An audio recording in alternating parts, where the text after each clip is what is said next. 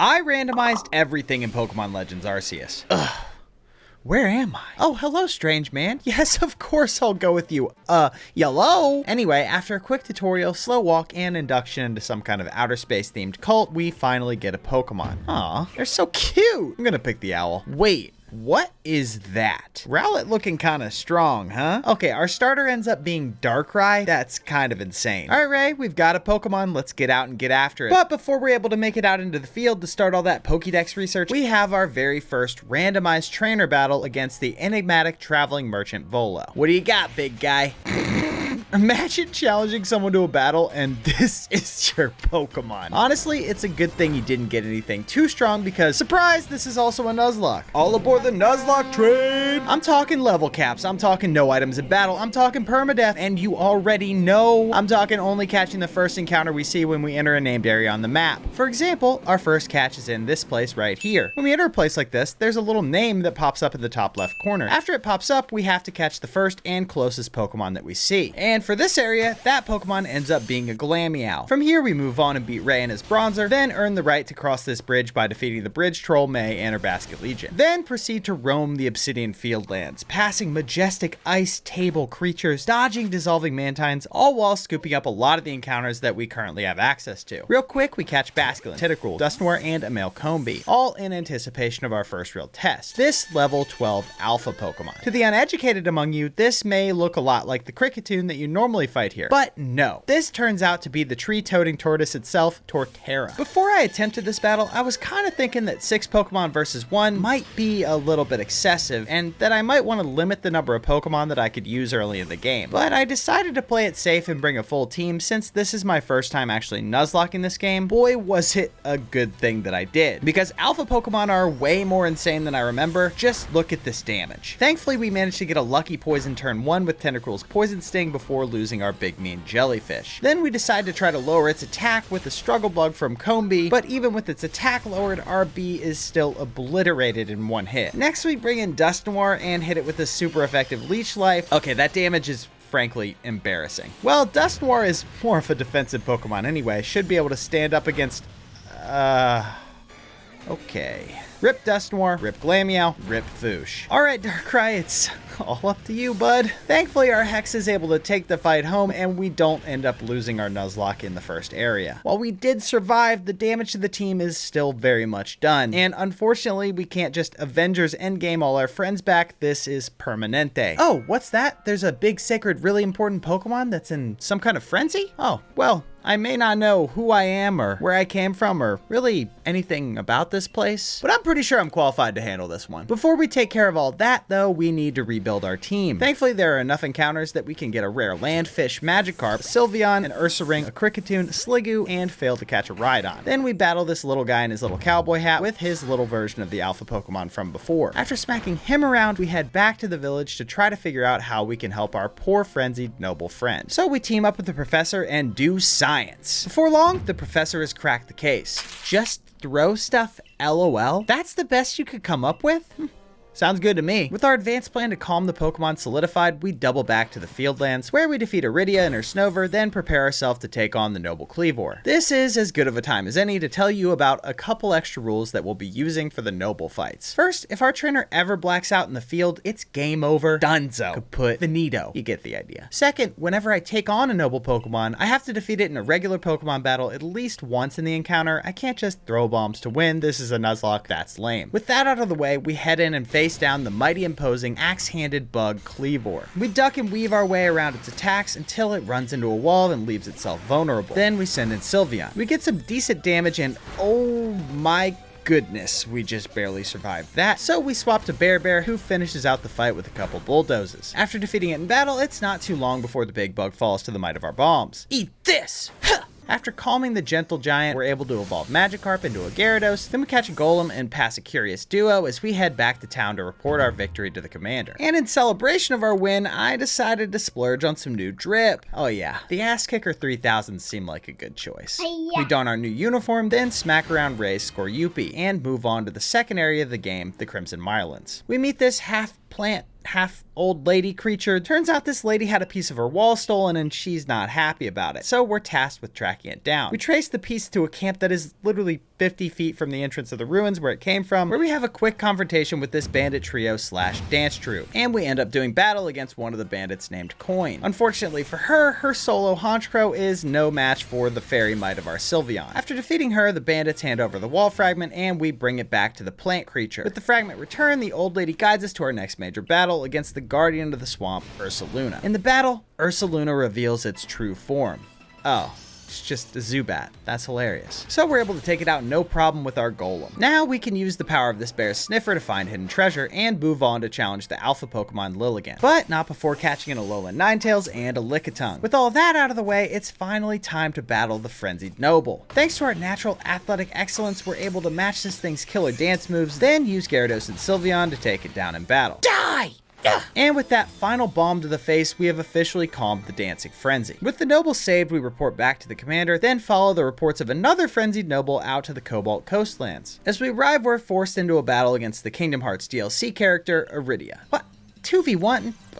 That's not fair. Luckily, her Raichu just sort of looks around a bunch, which allows us to safely take it out with a crunch from Fish. We do end up taking some hefty damage from this Bibarel's ice beams in the process, so after we dispatch the rat, we swap to Sylveon to finish out the fight. With this new area comes tons of new opportunities for us to catch some Pokemon. So we head down to the beach where we snag a Riolu, then we fail to catch a Shaman, discover a new local species of bird, knock some very angry Clefairies out of trees, and finally head over to the Darkrai Arceus chill zone in the corner of the map, which instantly crashes our game. Alright, I know where I'm not wanted. After reloading, we meet up with the goggle-wearing caretaker of the local Growlithe, who tells us that we need to go to a Volcano Island, and to get to the Volcano Island, we need a ride from a Basculegion. To get in touch with Basculegion, we need to talk to a guy who lives all the way over there. So we make our way across the map, catching a Bugene and a Hisui Arcanine, but losing Bear in the process. After dealing with our grief, we arrive at the home of the man who knows the fish. He tells us that in order to get in touch with Basculegion, we need to make it a snack. But in order to do that, we're gonna need the help of the spooky Pokemon Dusclops. Normally, you can just head over to the shipwreck at night and catch one, but there's just one problem with that. Our game is randomized, so there's no guarantee that there will be a Dusclops there, or really anywhere for that matter. And thus begins the quest for Dusclops. We salvage the shipwreck, but find no mummies. And so we traverse the harsh landscapes of Hisui, brave the temperamental weather patterns, drown countless times, catch some new friends, and lose a few old ones, all in our search to find one spooky boy. Minutes turn into hours, hours into days, and days into years, until we find one right in front of our face on the first beach in the coastlands. I don't know why that took me so long. Anyway, now we're able to chef up some spooky soup for the Basculegion, then offer it up to the fish. It agrees to join forces with us, but as we're doing our fish thing, those sneaky bandits from earlier make off with the Growlithe. So we ride our new fish friend out to a volcanic island where we have another showdown with the villains. We dispatch the bandit Coin's Piloswine with a Raging Fury from Arcanine, then face off against the head honcho Charm. She leads with the Golduck, and so we swap to our Hisui and Braviary. But out of nowhere, this thing slams us with a Rock Slide, leaving Birdie at just 1 HP. So we swap to Danny, who trades 2 Bulldozes for a couple Dark Pulses to take this mighty duck down. Next up, she sends in an Apom, who immediately hits us with a Hypnosis, so we swap to Sassy. It gets hypnotized too, but leaves the Apom extremely low with the Play Rough. Then Sassy, no! Rip Sassy. But at least we're able to finish up the fight with Arcanine and send these bandits packing. Just as we're getting ready to take the Growlithe to safety, tragedy strikes. Literally. And the little Growlithe is sent into a frenzy. This looks like a job for an absurd amount of bombs. With our bombs built, we head in to take on the Arcanine. We bob and weave around the fire and lava as this Clifford wannabe tries to literally kill us. But eventually, we weaken it to the point where we can bring in Gary the Golem to finish it off with the single 4 times effective Bulldoze. With the third Noble defrenzied, we report back to the commander to get our next assignment. We get another report of a frenzied Noble in the Coronet Highlands, so after dispatching Adamant's Espeon and Snover, we make our way to the new area. Here we follow this man from the future who thinks he's a train through a cave, then battle our true rival Melly.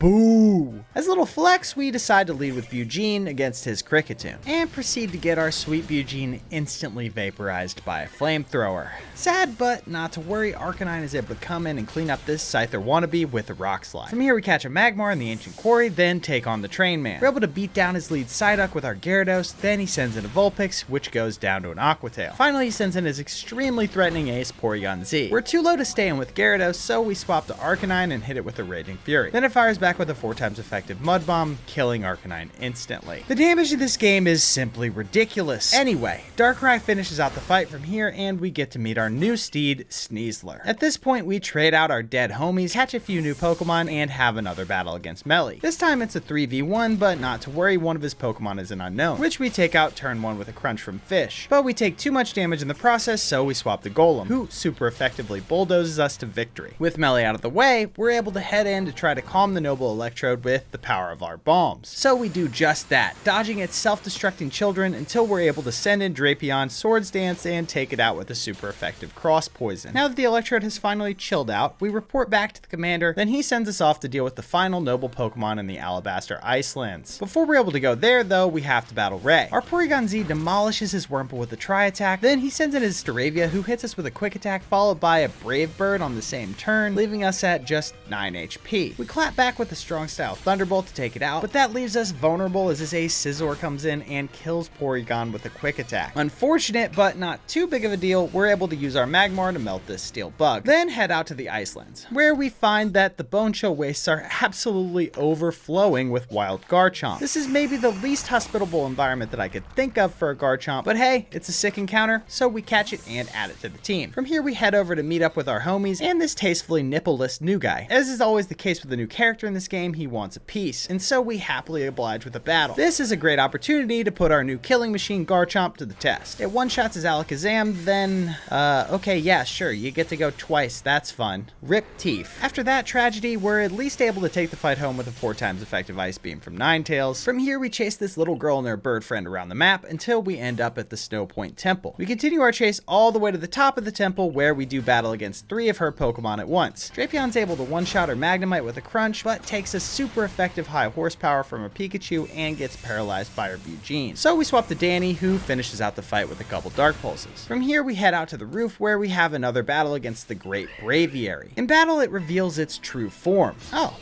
nice. It's just a little monkey. Ah, Mud Bomb again, huh? Great. And after a big miss from Gyarados on its Aqua Tail, this Aipom is able to get off a double hit to boost its damage, and on the same turn, it one-shots Gyarados with a strong style double edge. Again, I will ask, what is that damage? We send in Birdie to hopefully make something happen, but Air Slash also misses big, and one double edge later, we find ourselves down 1 bird. Thankfully, our Ninetales is able to come in and finally land an attack to clean this thing up. After having our team absolutely ravaged by an Aipom of all things, we unlock the ability to fly. So we double back and add all of our dead homies to our ever-expanding graveyard, evolve Slippy into a Goodra, then add some new friends to the team, and meet back up with our super fit friend at the top of this iceberg. After ascending to the top of this big chunk of ice, we're finally able to challenge the noble Avalugg. So we head to the arena and toss those bombs until we're able to bring in Slippy and one-shot this thing with a 4 times effective Iron Head. With the last noble's frenzy quelled, we head back to town and rest up for the night. In the morning, some crazy stuff goes down and the sky turns purple. Of course, everyone blames me, and we're instantly exiled from the village. Psych! Later! Unfortunately, our escape is foiled, and we find ourselves out in the Obsidian Fieldlands with no plan, no paper, and no wenches. We ask Cowboy Hat Guy for help, but no luck. Same with everyone else we ask, except for old reliable Volo. He does make us highly uncomfortable, but in this situation, we have to take what we can get. And so we follow him to meet our new friend, Black Hat Lady. She tells us that we have to go out and meet up with the lake Pokemon. So we make our way over to the first lake in the Obsidian Fieldlands. We catch a clutch Magnezone in the lake, then head into the ancient cave, where we face off against an alpha Pokemon that turns out to be a Cranidos. Relatively good draw, but Volcano. Why do I never get to go first? Whatever. At least we're able to bring in Slippy and mess this thing up with a Hydro Pump on the next turn. Then after passing Mesprit's little quiz, we earn its favor. From here, we head over to the next lake in the Icelands. Inside the cave, we find another alpha Pokemon that shapeshifts into a Ralts. It raises its offense and defense with a Calm Mind, then makes our Magnezone very sleepy and blasts it with a Psychic. From here, we're too low to stay in, so we bring in Slippy, who lands an Iron Head to finish this thing off. We pass another quiz, then head over to the final lake in the Mirelands. Inside, we face off against the last alpha Pokemon, which transforms into an alpha Glalie. We lead with Ninetales, who dodges a blizzard, but can't really do too much against this ice ball, so we bring in Magnezone. It manages to live through a double crunch with a crit on top from Glalie, but ends up much too low to stay in. So we swap to Ninetales and set up a nasty plot, taking 2 blizzards in exchange. Then we use Draining Kiss, which does a pathetic amount of damage, and allows the Glalie to get off an Agile style blizzard and an Ice Fang to kill our fox. From here we bring in Staraptor, who we think might be able to beat this guy with a strong style close combat, but no luck there. It lives and gets off a crunch and an Ice Fang in the same turn, which kills our angry bird. Sad, but this does give us an opportunity to bring in Slippy and finally finish this thing with an Iron Head. Then after some bomb target practice, we've earned the favor of all the little guys. So we head to the Coronet Highlands and they make us this dope necklace that we can use to fix the purple sky. We try to head up to the summit of Mount Coronet, but find ourselves face to face with Potato Mochi guy? Yeah, right. The right-hand man of the commander, always joking around our...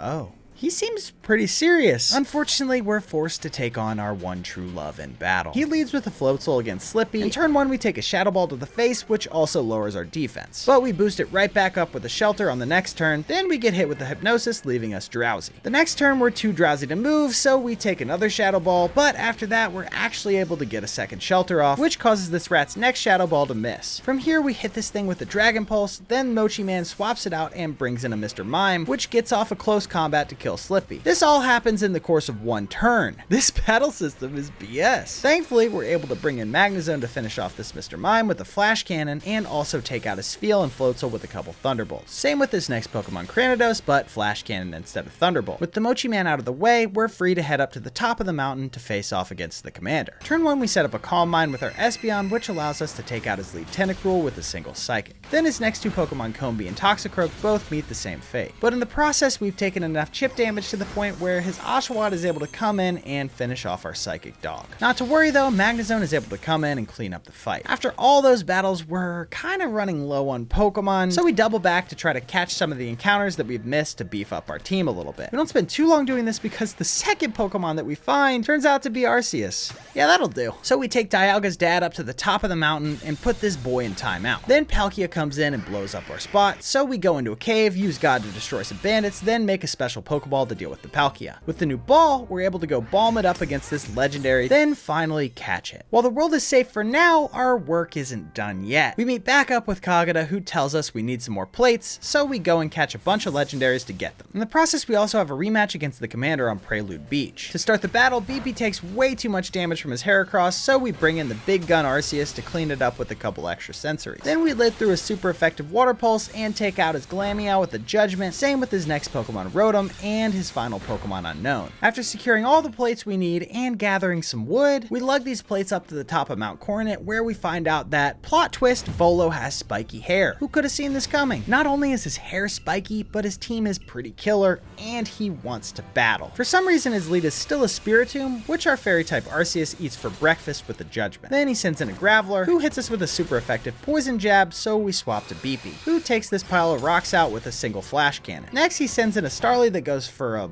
Bullet Punch? Kind of weird. Oh.